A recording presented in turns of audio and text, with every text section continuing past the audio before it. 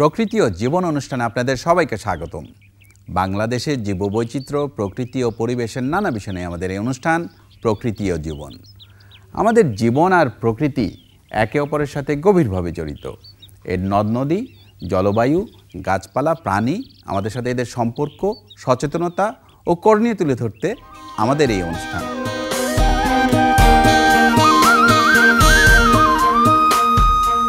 বর্তমান সময়ের দৈনন্দিন জীবনে আমরা যে শক্তি ব্যবহার করছি তার অধিকাংশই আসে বিভিন্ন জীবাশ্ম জ্বালানি থেকে। এই শক্তির উৎস অফুরন্ত নয়, পাশাপাশি এর অধিক ব্যবহার পরিবেশের জন্য ক্ষতিকর।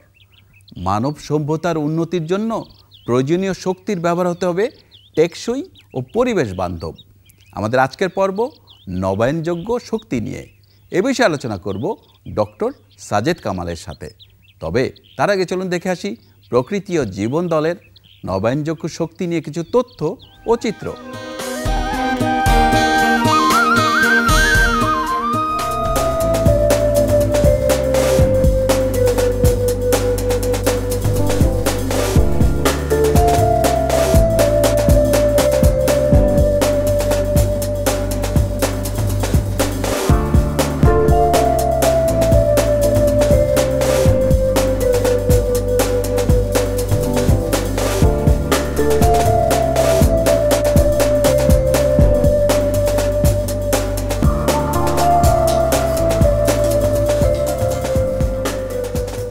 বিদ্যুৎ ও জীবাশ্ম জ্বালানির উপর ভর করে সভ্যতা আজ উন্নতির চরম শিখরে।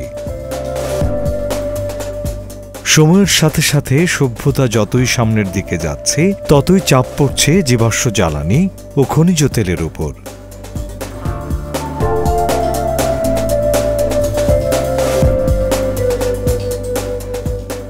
তাই বেড়ে যাচ্ছে এর উপর নির্ভরশীল দ্রব্যের মূল্য।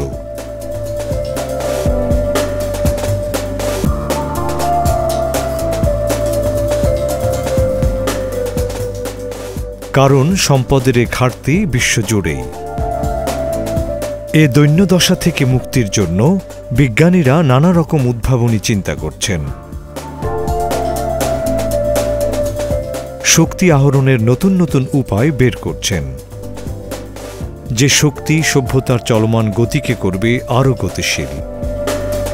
বিজ্ঞানীদের মতে নবায়নযোগ্য শক্তির অধিক ব্যবহার সমস্যা সমাধানের সবচেয়ে ভালো উপায়। কারণ এটি এমন এক ধরনের শক্তি যে শক্তির উৎস নবায়ন করা যায়।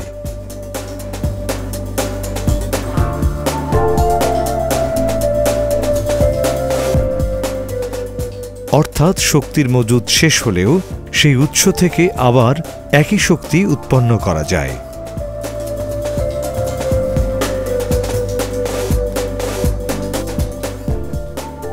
আমাদের দেশে প্রচলিত নবায়নযোগ্য শক্তির মধ্যে সৌরশক্তি, বায়ুশক্তি, জলবিদ্যুৎ, বায়োগ্যাস, উদ্ভিজ্জ তেল ইত্যাদি উল্লেখযোগ্য। এই শক্তিগুলোর ব্যবহার শুধুমাত্র আমাদের দেশের অর্থনৈতিক ঘাটতি পূরণ করছে না, পরিবেশের স্বাভাবিক ভারসাম্য রক্ষায় রেখে যাচ্ছে গুরুত্বপূর্ণ অবদান।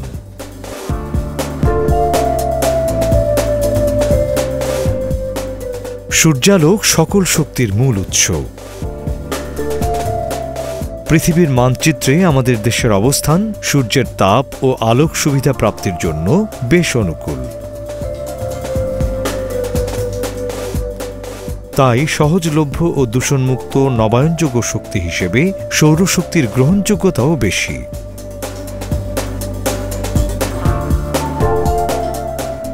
সোলার সেল নামক এক ধরনের ডিভাইসের মাধ্যমে এই শক্তিকে আহরণ করা হয়। এটি এমন এক ধরনের ডিভাইস যেখানে সৌরশক্তিকে ব্যবহার করে বিদ্যুৎ উৎপাদন করা হয়।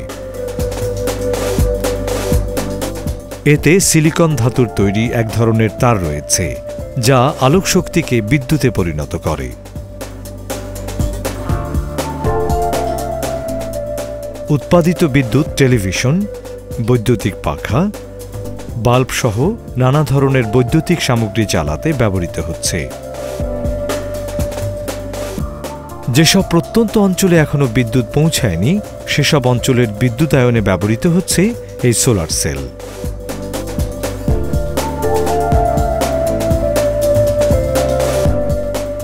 এছাড়া শহরাঞ্চলে বিদ্যুতের চাহিদা পূরণেও এ সেলের ব্যবহার কম নয়।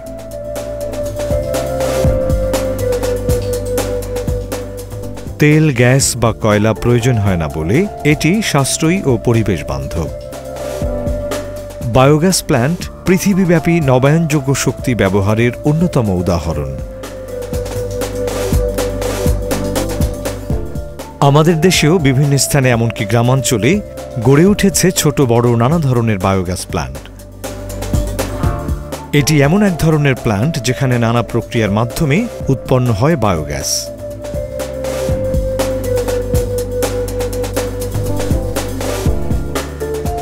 এতে কাঁচামাল হিসেবে ব্যবহৃত হচ্ছে বিভিন্ন গৃহপালিত পশু পাখির মলমূত্র, গৃহস্থালী বর্জ্য, কৃষি বর্জ্য ইত্যাদি।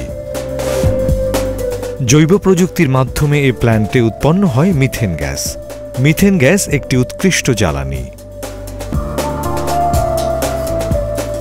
রান্নাবান্নার কাজে, আলো জ্বালাতে, এমনকি বিদ্যুৎ উৎপাদনেও এ গ্যাস ব্যবহৃত হচ্ছে। বায়োগ্যাস প্ল্যান্টের অবশিষ্টাংশ উৎকৃষ্ট জৈব সার। এ সার রাসায়নিক সারের বিকল্প হিসেবে জমিতে অথবা মাছের খাদ্য হিসেবে পুকুরে ব্যবহার করা হয়। বিজ্ঞানের এক অভিনব আবিষ্কার বায়ুবিদ্যুৎ। উন্নত বিশ্বে ব্যাপক জনপ্রিয়তা পেলেও আমাদের দেশে সীমিত পরিসরে এ বিদ্যুৎ উৎপন্ন হচ্ছে। বায়ুকল নামক এক ধরনের প্রযুক্তির মাধ্যমে উৎপাদিত হয় এ বিদ্যুৎ। অধিক বায়ু প্রবাহিত অঞ্চলে উঁচু কোনো স্তম্ভে স্থাপিত থাকে বায়ুকল। বায়ু প্রবাহ বায়ুকলে বাধা পেয়ে বেশ কিছু প্রক্রিয়ার মাধ্যমে বিদ্যুৎ উৎপন্ন হয়। উৎপাদিত বিদ্যুৎ ব্যাটারিতে সংরক্ষণ করে ব্যবহার করা হয় দৈনন্দিন নানা কাজে। কিছু গাছ আমাদের অক্সিজেন ও খাদ্য যোগানের সাথে সাথে আবার শক্তির উৎস। এগুলো থেকেই আহরণ করা যায় এক বিশেষ ধরনের জ্বালানি তেল। আমাদের দেশে আগাছা হিসেবেই বেড়ে ওঠা ভ্যারেন্ডা ও জামালগোটা জাতীয় গাছ থেকে উৎকৃষ্ট মানের জৈব জ্বালানি প্রস্তুত করা হচ্ছে। মূলত এদের বীজ থেকেই তেল আহরিত হয়। কুপি জ্বালানো, নৌকা চালনা, কৃষি পাম্প সহ নানান কাজে এই তেলের ব্যবহার বেশ উপযোগী। আবার গাছগুলো বেশি পরিমাণে কার্বন ডাই অক্সাইড শোষণ করায় পরিবেশও থাকে নির্মল।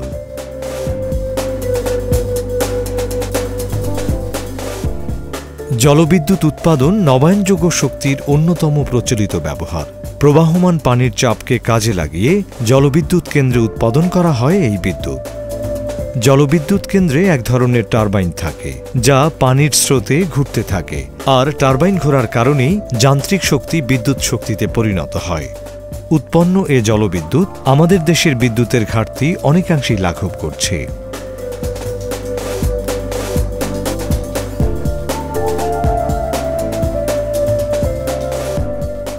কিন্তু আমাদের দেশে নানামুখী প্রতিবন্ধকতায় নবায়নযোগ্য শক্তির বহুল ব্যবহার এখনও নিশ্চিত করা যায়নি।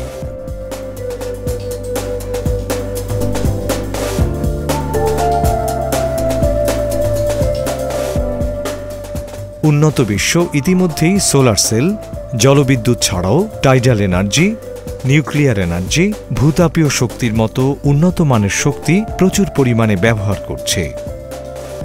আমাদের অর্থনৈতিক প্রতিবন্ধকতা ছাড়াও সাধারণ মানুষের অনীহা এবং সংশ্লিষ্ট কর্তৃপক্ষের যথাযথ উদ্যোগের অভাব নবায়নযোগ্য শক্তি ব্যবহারের অন্তরায়। এজন্য নবায়নযোগ্য সকল ধরনের শক্তি ব্যবহারের জনপ্রিয়তা বৃদ্ধিতে এগিয়ে আসতে হবে সবাইকে।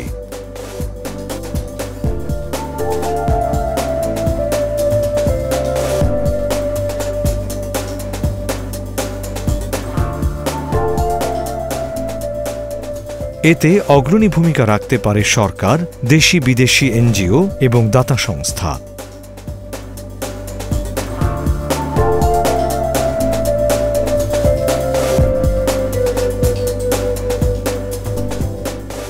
তবেই আমাদের অর্থনৈতিক ঘাটতি যেমন কমবে, তেমনি সুরক্ষিত হবে আমাদের পরিবেশ।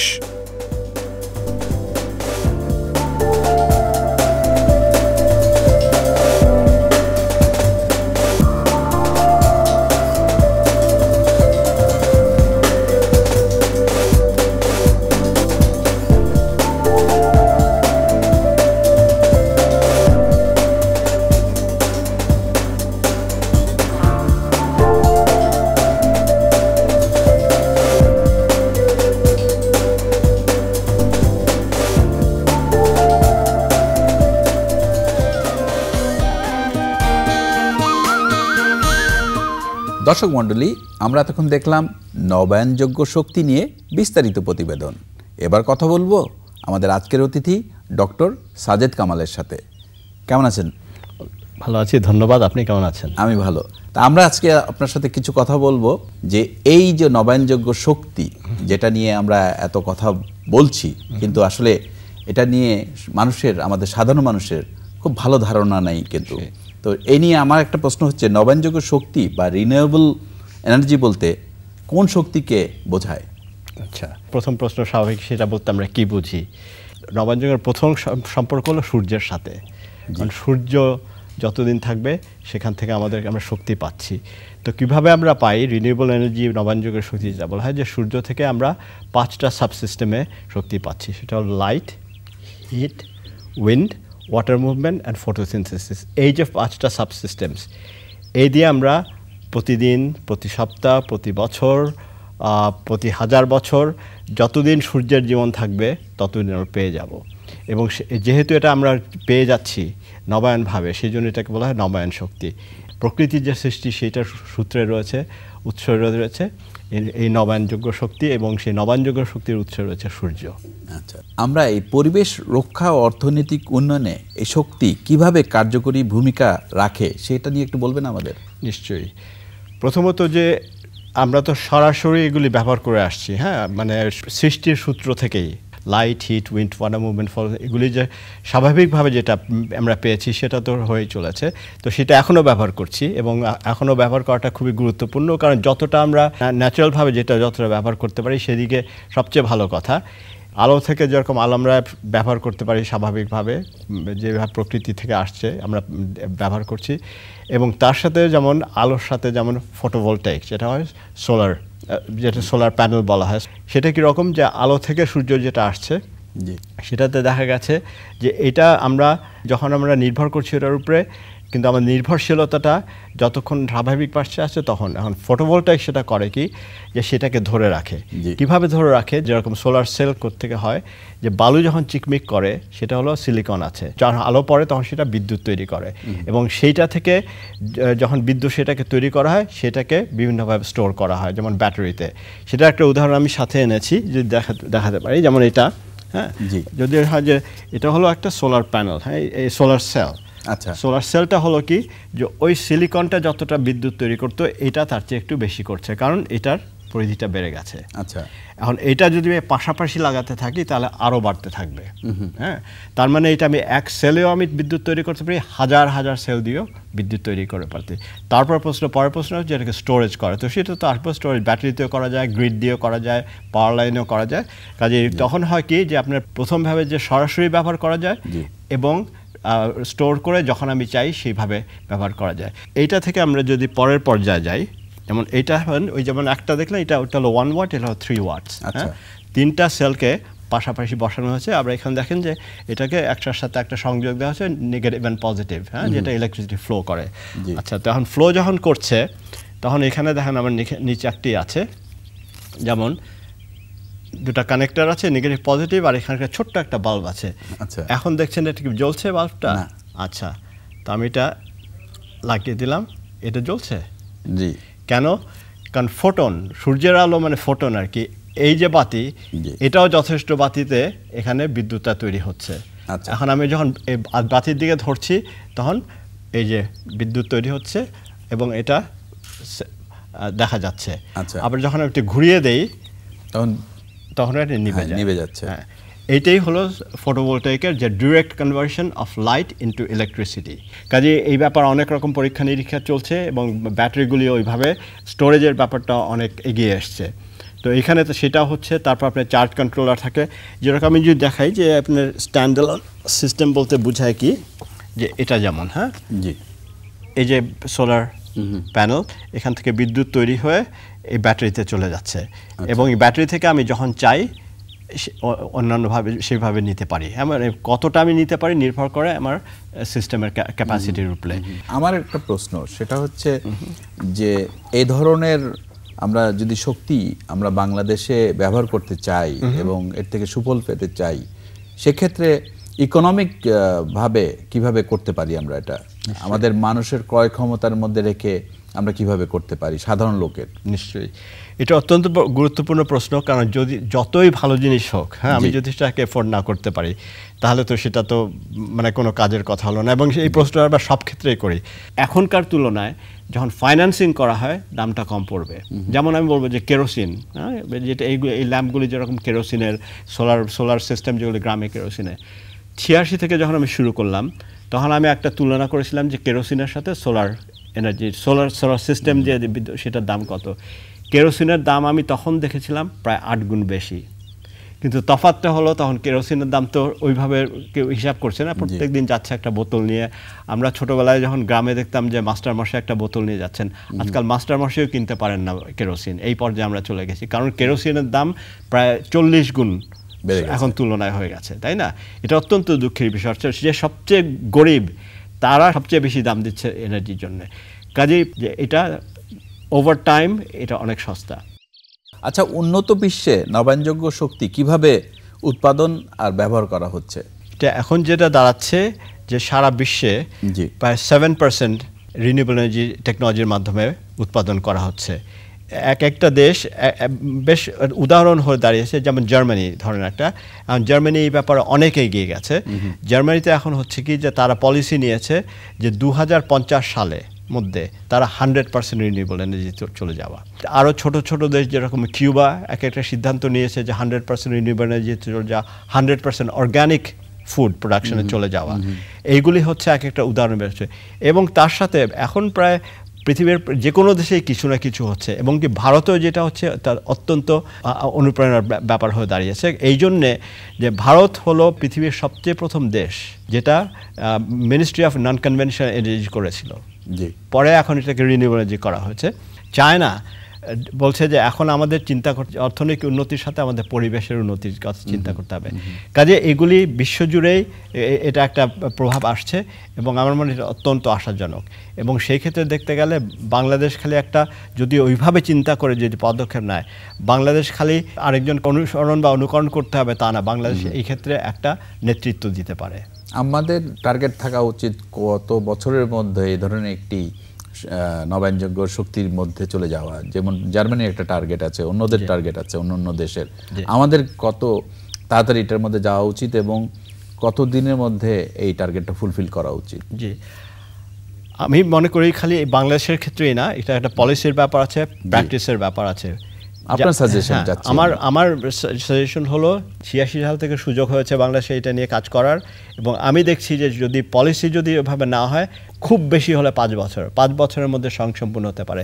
যেরকম আপনি এখন গুজরাটে একটা 601 মেগাওয়াট একটা সিস্টেম বসানো হয়েছে, হ্যাঁ, ওটা করতে 14 মাসের মধ্যে করা হয়েছে। এই বছর আপনার স্টেট অফ রাজস্থান অ্যানাউন্স করেছে 3000 মেগাওয়াট একটা সিস্টেম অ্যানাউন্স করেছে, তারাও করবে কয়েক মাসের মধ্যে। চিন্তা করে দেখেন 3000 মেগাওয়াটের। কাজে এটা মানে আমরা মাসের কথা বলছি, বছরেরও কথা বলছি না, যার মধ্যে এইরকম লার্জ এতে। আমাদের বর্তমান অবস্থাটা কি? বর্তমান অবস্থা হলো যে আপনার এখন হচ্ছে যে চাহিদাটা বাড়ছে স্বাভাবিকই, এবং সেই ক্ষেত্রে এখন যেটা হচ্ছে যে আপনার রিনিউয়েবল এনার্জি থেকে এই 75 মেগাওয়াট, এরকম 70-75 মেগাওয়াট হচ্ছে খুবই কম, খুবই সামান্য। হ্যাঁ, সেটা হচ্ছে যে এখন দেখা যাচ্ছে যে অফিসিয়ালি হলো যে 2 লাখ সোলার সিস্টেম এখন বাংলাদেশে আছে, কিন্তু আনঅফিসিয়ালি যেটা, কারণ এখন হচ্ছে কি গ্রামে গ্রামে লোকেরা বুঝে গেছে, তারা নিজেরা যেই কিনে নেয় ওগুলি অনেক সময় ওই হিসাবের মধ্যে আসে না, সেটা হয়তো আরও 2 লাখ, হয়তো 4 লাখ সিস্টেম, বেশিরভাগ ছোট সোলার হোম সিস্টেম যেটা বলা হয়, তার সাথে কিছু আছে যেমন 10 কিলোওয়াট 20 কিলোওয়াট, ওইটা ম্যাক্সিমাম ইয়েতে।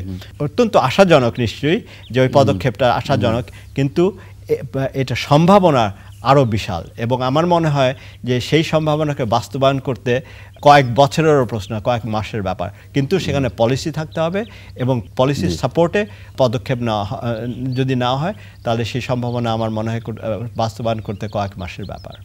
আপনাকে অনেক ধন্যবাদ, অনেক কিছু জানা গেল আপনার কাছ থেকে। আপনার অনেক ধন্যবাদ। দর্শক মণ্ডলী, প্রকৃতি ও জীবন অনুষ্ঠানের এবারে সেগমেন্টটি হচ্ছে আপনি জানেন কি। চলুন জানা যাক নবায়নযোগ্য শক্তি নিয়ে কিছু তথ্য। আপনি জানেন কি, আমেরিকার ক্যালিফোর্নিয়াতেই রয়েছে প্রায় 16,000 বায়ুকল, যেখান থেকে উৎপাদিত বিদ্যুৎ দিয়ে প্রায় 3 লাখ বাড়িঘর বিদ্যুতায়ন করা হয়েছে।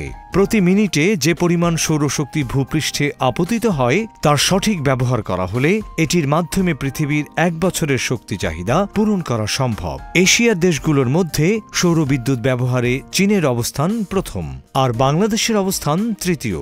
বাংলাদেশের একমাত্র জলবিদ্যুৎ কেন্দ্র কর্ণফুলী হাইড্রো পাওয়ার স্টেশন অবস্থিত চট্টগ্রামের কাপ্তাইয়ে, যেখানে বিদ্যুৎ উৎপাদনের ক্ষমতা 230 মেগাওয়াট। আমাদের এবারের সেগমেন্টটি হচ্ছে কুইজ। গত পর্বের কুইজটি ছিল কোনটি পৃথিবীর সবচেয়ে বড় আকারের কুমির? সঠিক উত্তরটি হল বি, লোনা পানির কুমির। অনেকেই সঠিক উত্তর দিতে পেরেছেন, তবে লটারির মাধ্যমে নির্বাচিত সঠিক উত্তরদাতা হচ্ছেন শেখ তৌফিক ইমতিয়াজ, ছাত্র, বিএসসি সম্মান, প্রথম বর্ষ, সরকারি পিসি কলেজ, বাগেরহাট। অভিনন্দন আপনাকে। iExpress-এর মাধ্যমে আপনার ঠিকানায় পৌঁছে যাবে আকর্ষণীয় পুরস্কার। এবারে জানিয়ে দিচ্ছি আজকের কুইজ। আমাদের আজকের কুইজ হচ্ছে কোন প্লান্টে গ্যাস তৈরিতে বিভিন্ন ধরনের বর্জ্য ব্যবহার করা হয়? এ, বায়োগ্যাস প্ল্যান্টে, বি, সোলার প্ল্যান্টে। সঠিক উত্তর জানিয়ে শুক্রবার বিকেল 5টার মধ্যে আমাদেরকে SMS করুন। SMS পাঠাতে আপনার মোবাইলের মেসেজ অপশনে গিয়ে টাইপ করুন POJ স্পেস A অথবা B স্পেস আপনার নাম, ঠিকানা ও পেশা, এবং যে কোনো মোবাইল থেকে পাঠিয়ে দিন 6161 নম্বরে। অনুষ্ঠান সম্পর্কে আপনার মতামত জানাতে চিঠি লিখুন। প্রযোজক প্রকৃতি ও জীবন, GPO বক্স নাম্বার 964, অথবা যোগাযোগ করুন 01773049049 এই নম্বরে, অথবা ইমেইল করুন info@pojf.org। এবং প্রকৃতি ও জীবন অনুষ্ঠানের পর্ব দেখতে অন্যান্য তথ্য জানতে ভিজিট করুন www.pojf.org এই ঠিকানায়। শুধু দর্শক, পরিবেশ ও মানুষ একে অপরের সাথে নিবিড়ভাবে জড়িত। পরিবেশের ক্ষতি মানব সমাজের উপর গভীর প্রভাব ফেলে। পরিবেশের কথা মাথায় রেখেই মানুষের উন্নয়নে শক্তির ব্যবহার হওয়া উচিত, কারণ আগামী দিনে নবায়নযোগ্য শক্তির সুষম ব্যবহার হতে পারে আমাদের নানামুখী সমস্যার অন্যতম সমাধান। সুন্দর প্রকৃতিতে গড়ি সুস্থ জীবন, এ আশা নিয়ে শেষ করছি আজকের অনুষ্ঠান। আপনারা সবাই ভালো থাকুন, সুস্থ থাকুন।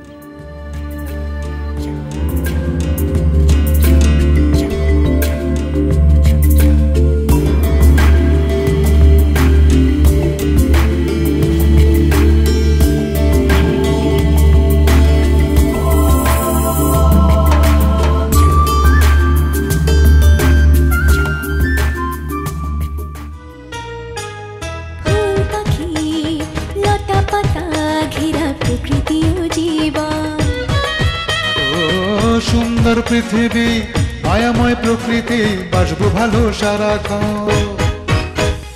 চাই চাই চাই সুন্দর পৃথিবী চাই, চাই চাই চাই সুস্থ পরিবেশ চাই। ফুল পাখি লতা পাতা ঘেরা